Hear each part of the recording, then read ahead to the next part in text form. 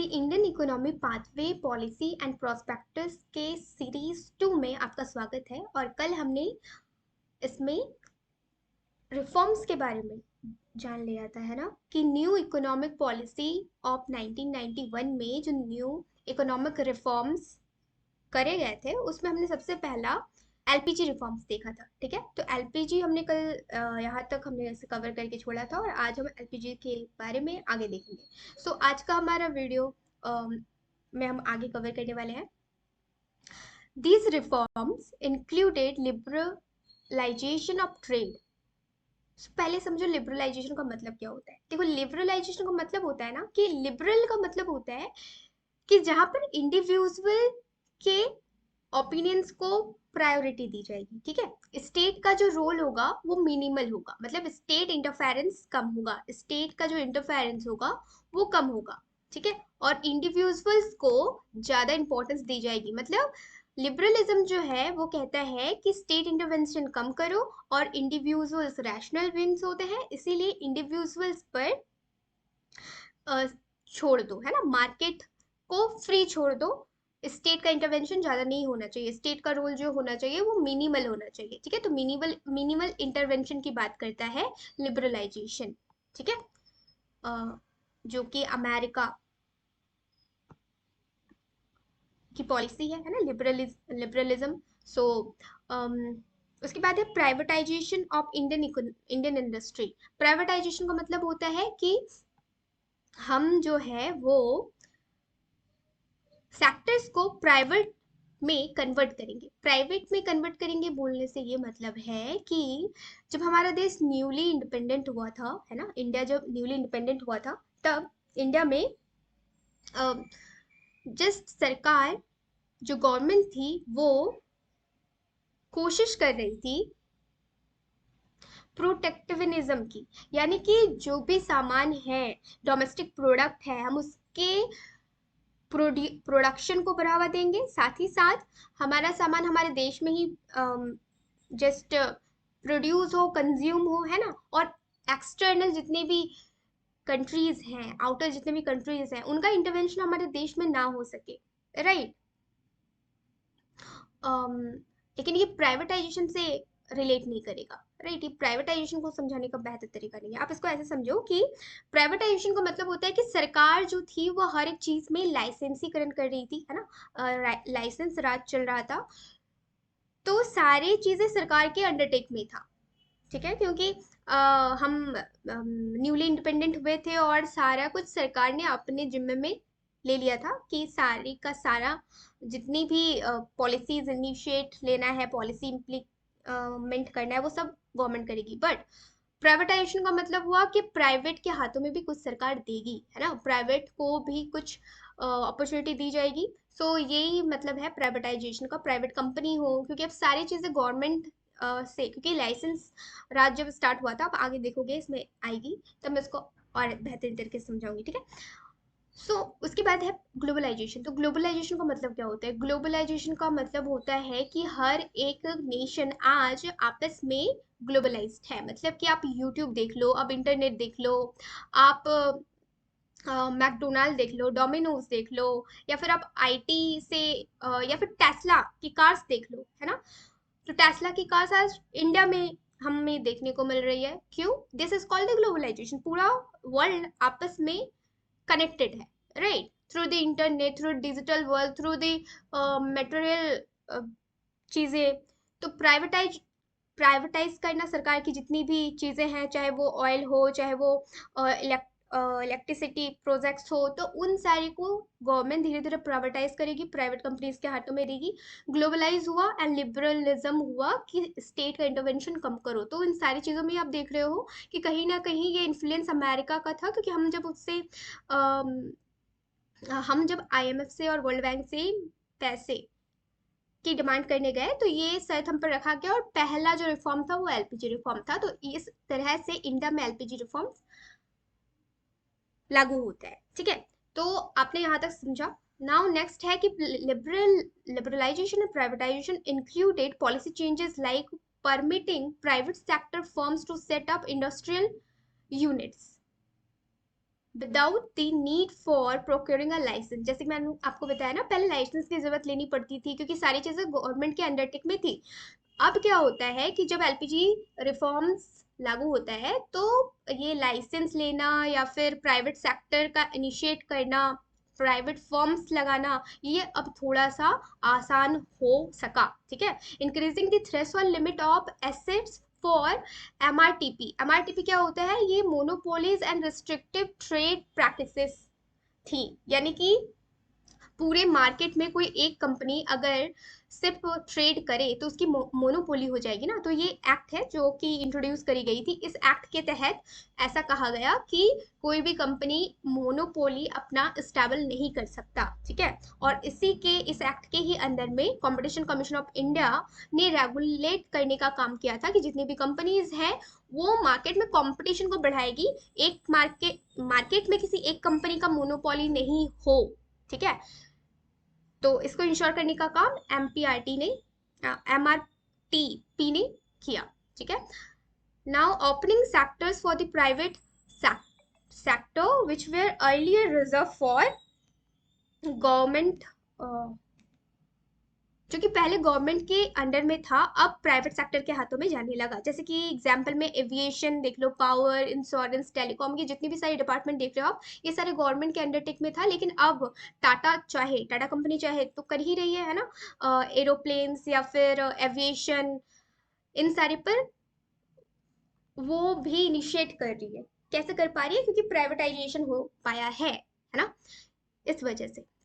जैसे हम टेलीकॉम में देखते हैं ना, बीएसएनएल, बीएसएनएल क्या है? ये गवर्नमेंट के तहत आता है। लेकिन और भी जितनी भी आप देख लो, जियो देख लो या फिर जियो का सिम देख लो, वोडाफोन देख लो, ये सब क्या है? प्राइवेटाइज है ना, प्राइवेट कंपनीज के थ्रू लाई गई है मार्केट में, बिकॉज टू कॉम्पिटिट। ठीक है। मार्केट में किसी एक का मोनोपोली को खत्म करने के लिए भी, और साथ ही प्राइवेटाइजेशन को भी ये बढ़ावा दे रही है। सो नेक्स्ट है, इन line with these reforms, cash reserve ratio and this statutory liquidity ratio were gradually reduced to enable banks to ensure lending। इससे क्या हो पाया है कि जो CRR और LR, ये मॉनेटरी पॉलिसीज होती है बैंक की, है ना। तो मॉनेटरी पॉलिसीज जो होती हैं उनको, उनमें भी अब रिडक्शन देखा गया है कि अब बैंक जो है वो इजीली उधार ले सकती है। ठीक है। एंड एक्सचेंज रेट जो हुआ है वो डी वैल्यू हुआ है, और रूपी, एक्सचेंज रेट जो हुआ है वो रीवैल्यू हुआ है, एंड रूपी जो हुआ है वो डिवैल्यूड हुआ है टू इंक्रीज एक्सपोर्ट, ताकि ये टू इनकरेज एक्सपोर्ट, ताकि इससे क्या हो सके? रूपी डिवैल्यू हुआ है, रूपी जो है वो एक्सपोर्ट ज्यादा होगा, एक्सपोर्ट को एनकरेजमेंट मिलेगी तो रूपी खुद ही इसकी वैल्यू डिवैल्यू करेगी। राइट। रीवैल्यू ऑपोजिट हो जाता है, डिवैल्यू वैल्यू बढ़ाना हो जाता है। ठीक है। these reforms were an attempt to dismantle the existing license permit quota raj system। जैसे कि मैंने आपको बताया पहले, लाइसेंस सिस्टम बहुत ज़्यादा था। ठीक है। आप कुछ भी स्टार्ट करने जा रहे हो, आपको लाइसेंस के ऊपर में लाइसेंस, लाइसेंस के ऊपर में लाइसेंस लेना पड़ेगा, ऐसी सरकार की पॉलिसी थी। ठीक है। नाउ ये जो रिफॉर्म होता है इसने इसको ख़त्म कर दिया एलपीजी ने, which were prevalent that time, जो कि उस टाइम में बहुत ज़्यादा प्रिवेलेंट था। Under globalization changes like allowing 51% foreign direct investment. अब देखो, फॉरेन डायरेक्ट इन्वेस्टमेंट को अलाउंस मिला, क्यों? क्योंकि प्राइवेटाइजेशन हो, ग्लोबलाइजेशन हो, इन सबको अलाउंस मिल रहा है, जिसकी वजह से 51% foreign investment, foreign direct investment possible हो सका, कि फॉरेन डायरेक्ट इन्वेस्टमेंट हमारे देश में विदेशी कंपनियां लगाए, इन्वेस्ट करें in high priority area. encouraging export by reducing import, ताकि एक्सपोर्ट बढ़े, इम्पोर्ट कम हो। Duties on capital goods, setting up specialized economic zone. अब ये इकोनॉमिक जोन या फिर एक्सपोर्ट प्रोसेसिंग जोन क्या होता है? देखो, जोन का मतलब होता है एरिया। ठीक है। एरिया मतलब सरकार किसी एक एरिया को इकोनॉमिक जोन डिक्लेयर कर रही है या फिर एक्सपोर्ट जोन डिक्लेयर कर रही है, इसका मतलब उस एरिया को सरकार कुछ इनिशिएटिव देगी, सॉरी इंसेंटिव देगी, है ना, इनिशिएटिव देगी, इंसेंटिव देगी। क्यों? ताकि वहां पर इन्वेस्टमेंट ज्यादा से ज्यादा हो सके। ठीक है। इकोनॉमिक है तो इन्वेस्टमेंट ज्यादा से ज्यादा करे, जिस रिगार्डिंग भी वो एरिया को डेवलप कर रही है इकोनॉमिक पर्पज से, ठीक है। मान लो इंडस्ट्री के लिए कर रही है तो ज़्यादा से ज़्यादा फॉरेन डायरेक्ट इन्वेस्टमेंट वहाँ हो सके, ठीक है। सरकार इनिशिएट इंसेंटिव्स भी दे, ठीक है, ओवरऑल डेवलपमेंट हो। इस वजह से किसी एक एरिया को डिक्लेयर किया जाता है इकोनॉमिक जोन, ठीक है। एक्सपोर्ट प्रोसेसिंग जोन मतलब वैसा एरिया जहाँ पर प्रोडक्शन ही किया जा रहा है, जहाँ पर मैन्युफैक्चर ही किया जा रहा है एक्सपोर्ट के पर्पज से, ठीक है। तो एक्सपोर्ट बढ़े हमारा, ठीक है।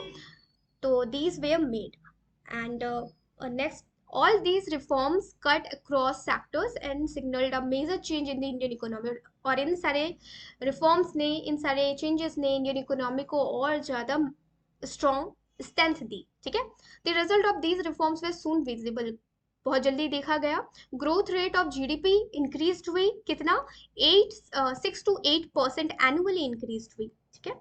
इतना ज़्यादा हमने 1991 का क्राइसिस देखा इकोनॉमिकली, राइट, जब हमारे पास 3 वीक का मनी था। अब वो इंक्रीज होकर हम देख रहे हैं जीडीपी थोड़ा ग्रेजुअली बढ़ रहा है, इंक्रीज हो रहा है, एक्सपोर्ट इंक्रीज हो रहा है, resulting in an increase in foreign exchange में भी इंक्रीजमेंट देखने को मिला। एक्सपोर्ट बढ़ेगा तो फॉरेक्स मनी जमा होगी, राइट, फॉरेक्स बढ़ेगा। FDI increase and the private sector increase leading to increased efficiency in the economy. अब प्राइवेट सेक्टर्स भी जब सामने आए तो इन्होंने प्राइवेट सेक्टर्स या फिर एफडीआई के बढ़ने से ये इकोनॉमी को और ज़्यादा बूस्ट करेगा, right. Over the years consumer had a wide variety of choice in the goods, ठीक है। जैसे जैसे ईयर बीत आगे बढ़ता गया, कंज्यूमर के पास बहुत सारे अब चॉइसेस आ गए, क्योंकि जब एलपीजी नहीं था तब हम देश से कनेक्टेड नहीं थे, राइट, हम ग्लोब से कनेक्टेड नहीं थे, हम आउटर वर्ल्ड से कनेक्टेड नहीं थे, हम अपने लेवल पर, क्योंकि कंट्री अभी अभी न्यूली इंडिपेंडेंट हुई थी इंडिया, और हम खुद के लेवल पर 5 ईयर प्लान्स इंट्रोड्यूस कर रहे थे। पहले हम हमारा टारगेट 5 साल के लिए एग्रीकल्चर पर था, फिर नेक्स्ट 5 साल के लिए हमने इंडस्ट्री लगाने पर, ठीक है, उन पर जोर दिया, प्रोवर्टी को कम करने पर। तो हम कहीं ना कहीं विश्व से, वर्ल्ड से अलग चल रहे थे, खुद को अभी सिर्फ हम संभालने की कोशिश कर रहे थे। और फिर जब हम वर्ल्ड से जुड़े तो कंपटीशन बढ़ा, राइट, कंज्यूमर्स के पास अब बहुत चॉइसेस अवेलेबल हुई। जब मोनो क्योंकि जब हमारी इंडिया खुद पर ग्रोथ कर रही थी ना, तो हमारे डोमेस्टिक क्यों कंपटीशन का मार्केट कम था, ठीक है, कंपटीशन का मार्केट कम था और मोनोपोली मार्केट में बहुत ज़्यादा देखने को मिल रहा था। बट अब जो है वो मार्केट कॉम्पिटिटिव बना अर्लियर के मुकाबले, ठीक है। तो अर्लियर प्री नैप में, मतलब एलपीजी से पहले या फिर न्यू इकोनॉमिक पॉलिसी से पहले क्या होता है कि अगर एक person want to buy a scooter, he had very limited choice, उसके पास पहले बहुत ही लिमिटेड चॉइस थी क्योंकि मोनोपोली थी मार्केट में, ठीक है। But due to wait for years after booking to get delivery for the scooter, मतलब बहुत ज़्यादा वेट करना पड़ता था, ईयर्स लग जाता था कि स्कूटर डिलीवरी के लिए। बट आफ्टर एनईपीएम क्या देखते हैं 1991 के चेंज के बाद कि गुड्स या सर्विसेज को अब अवेलेबल होना बहुत ज़्यादा प्लेंटी हो पाया है ना, प्रचुर मात्रा में हो पाया, वाइड वैरायटी और टाइमली हम तक पहुंच पाया। तो ये सारे बेनिफिट हमें मिला एलपीजी के रिफॉर्म्स के साथ, राइट। नो अब हमें समझना है goods and services tax, GST, ठीक है। तो रिफॉर्म्स में पहले हमने एलपीजी देखा, अब नेक्स्ट हम बढ़ते हैं जीएसटी पे। तो जीएसटी से क्या है कि GST was another seminal reform, ये दूसरा रिफॉर्म था, ठीक है, which India undertook in the post 1991 period. The GST was put forth by the Kelkar task force. किसके द्वारा ये इंट्रोड्यूस किया गया? केलकर टास्क फोर्स के द्वारा, ठीक है। ये फैक्ट है, फैक्चुअल डेटा है, तो इनको याद रखना। On implementation of the fiscal responsibility and budget management, FRBM act, ठीक है, ये एक्ट के तहत ये इंट्रोड्यूस हुआ है इन जुलाई 2004, ठीक है। So very important, GST was a tax based on taxing the value added and was meant to include both goods and services. इसमें गुड्स और सर्विसेज सब इंक्लूड हो जाता है। तो जीएसटी स्पेशली क्यों जान रहे हैं हम, टैक्स में ही तो जीएसटी इंक्लूड हो जाता है, बट नहीं, it is something else, right. So हम देखते हैं आगे। Its objective was to have a tax levied on the value added principle which would cover the entire nation in a unified way. एक way में पूरे nation का एक tax हो, इसकी वजह से जीएसटी अब खुद में एक अलग इंपॉर्टेंस रखता है, ठीक है। The objective was also to have a single rate of tax, single rate होना चाहिए टैक्स का, टू रिड्यूस कॉम्प्लेक्सिटी, ताकि कॉम्प्लेक्सिटी कम हो सके। This was to be a major overhauled of the existing system of indirect taxation prevailing in the economy. This is the existing system.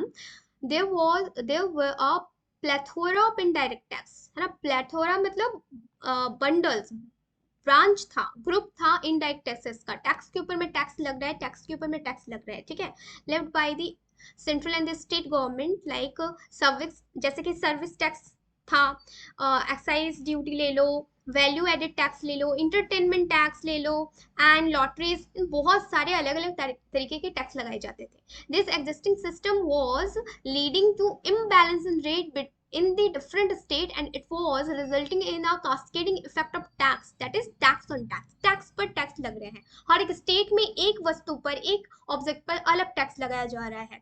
तो ये क्या हो रहा है, टैक्स रेट को कहीं ना कहीं इम्बैलेंस कर रहा है ना। एक स्टेट में आप स्कूटी लेने जा रहे हो, उसका कुछ अलग, उस पर कुछ अलग टैक्स लगाया जा रहा है, दूसरे स्टेट पर उसका टैक्स कुछ अलग लगाया जा रहा है, एंड टैक्स के ऊपर में टैक्स लगाया जा रहा है। So it is a complex process था, ठीक है। सो इससे निपटने के लिए क्या किया गया, and so on an ambitious reforms of introducing a uniform indirect tax for the country, एक यूनिफॉर्म इनडायरेक्ट टैक्स को इंट्रोड्यूस किया गया। So GST is a indirect tax, ठीक है। It is not a direct tax, it is a form of indirect tax. Tax दो तरीके के होते हैं, डायरेक्ट और इनडायरेक्ट। तो जीएसटी इनडायरेक्ट टैक्स है, टैक्स टैक्स टैक्स, ठीक है, टैक्स है।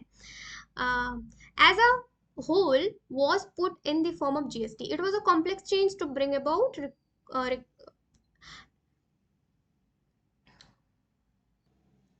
requiring a lot of consultations with the state governments, and so it finally came into effect on a good 13 years after it was first proposed, ठीक है। बहुत से state government से consult करा गया, and after 13 years it was introduced, it propose किया गया, it was came into force. तो ये डेट खुद में बहुत इंपॉर्टेंट हो जाता है कि कब वो फोर्स में आया। तो 1 जुलाई 2017 में जीएसटी जो है वो एग्जिस्टेंस या फिर इफेक्ट में आता है, ठीक है। इसके आगे जीएसटी के बारे में हम नेक्स्ट वीडियो में कवर करेंगे। होप सो कि आपको आज का जो रिफॉर्म था एनईपी के तहत जो हमने न्यू रिफॉर्म करा, ठीक है, एनईपी के तहत जो हमने न्यू रिफॉर्म करा, that is what, that is GST, ठीक है। जीएसटी को इंट्रोड्यूस किया गया। तो न्यू इकोनॉमिक पॉलिसी में हमने पहला रिफॉर्म देखा 1991 में जो किया गया था, दैट इज हमने लेंड किया था, पैसे उधार लिए थे वर्ल्ड बैंक एंड आईएमएफ से। तो उस बदले में हमें एलपीजी लागू करना पड़ा अपने देश में भी, ठीक है। और साथ ही इसके बाद जो होता है एनईपी के तहत, न्यू इकोनॉमिक पॉलिसी के तहत ही हमने दूसरा रिफॉर्म भी देखा, दैट इज जीएसटी, ठीक है। एक यूनिफाइड इनडायरेक्ट टैक्स को देश में इंट्रोड्यूस किया जाता है। अब जीएसटी के अंदर कितने टैक्स स्लैब होते हैं, क्या क्या होते हैं, अपडेटेड क्या इससे रिलेटेड है, ये सारे हम नेक्स्ट वीडियो में कवर करेंगे। तब तक के लिए take care and bye bye. Hope so आपको अच्छा लगा होगा। ऑब्वियसली मेरे को कमेंट डाउन करना और अपने फीडबैक जरूर देना। Thank you.